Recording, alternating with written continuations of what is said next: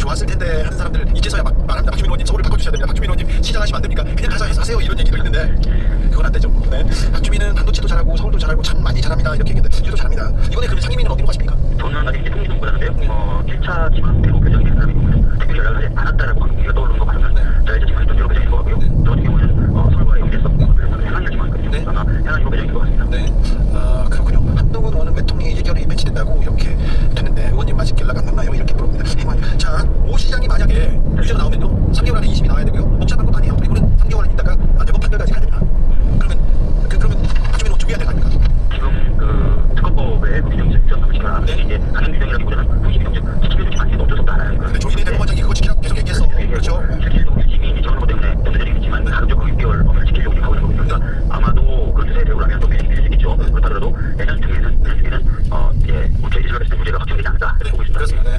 만약에 안에 행안위에 가면 경찰도 챙겨야 되고 그 서울시 시정도 좀 챙기고 그래야 되는데 선관위에도 지금 특위 차원에서 구성을 하는데요. 네.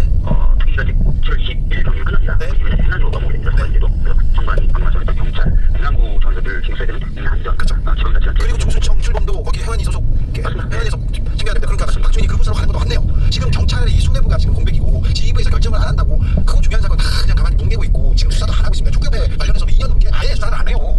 네. 그런 부분도 조금 챙겨주십시오. 그래야 되겠죠. 당연한 그 범위와 범위 이해입니다. 네. 박주민을 한 몇 년 정도 이렇게 카피해가지고 이렇게 여기저기에서 부려보고 싶다 이런 생각이 듭니다. 저는. 네. 박주민을 서울시장으로 댓글이 쏟아지고 있습니다. 네. 자, 보궐선거를 떠나서 서울시가 정상화될 때까지 박주민은 달리고 있으니 현장에서 뛰고 있으니 많은 응원 부탁드리겠습니다. 자, 일 열심히 하는 박주민을 위해서 후원도 부탁드리겠습니다. 오늘 고생하십시오. 네, 저희가 아마 끝나면 본회의가 전체적으로 끝나려면 10시 반 정도 돼야 될 것 같습니다. 네. 자, 국회에서 박주민 의원이었습니다. 감사합니다. 네.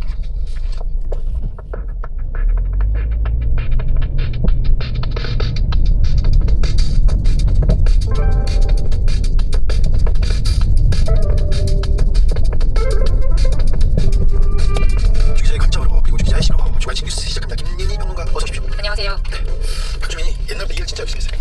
맞습니다. 밤에 10시, 11시까지 회의를 하다 않습니까? 그럼 11시에 끝나면 저는 놀러 갈까 이렇게 고민하고 있는데 꼭 사무실에 가서 일하고 그랬어요. 네, 새벽에 거리에서 촛불 집회에 나선 사람들 연행 경찰이 새벽에 이제 강제로 해산하고 연행해 갑니다. 그때 항상 맨 마지막까지 남아 있었던 사람이 박주민이었습니다. 저도 거기 있었거든요. 항상. 네.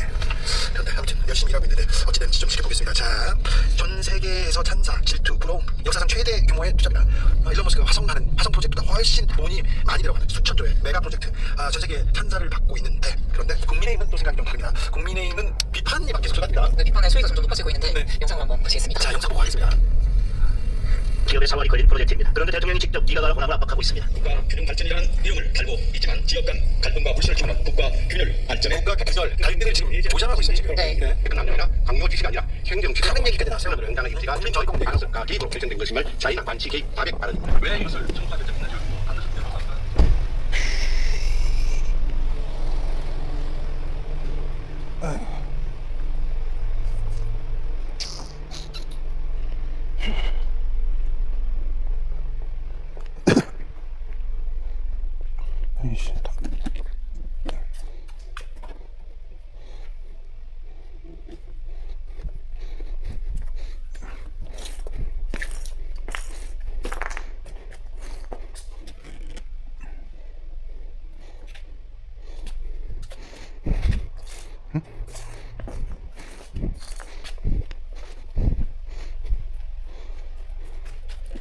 씨발.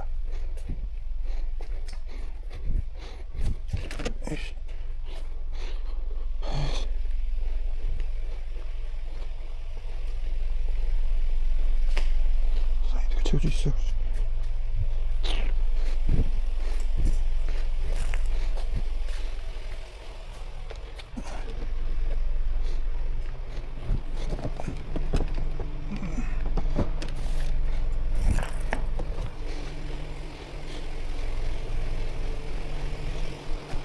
여기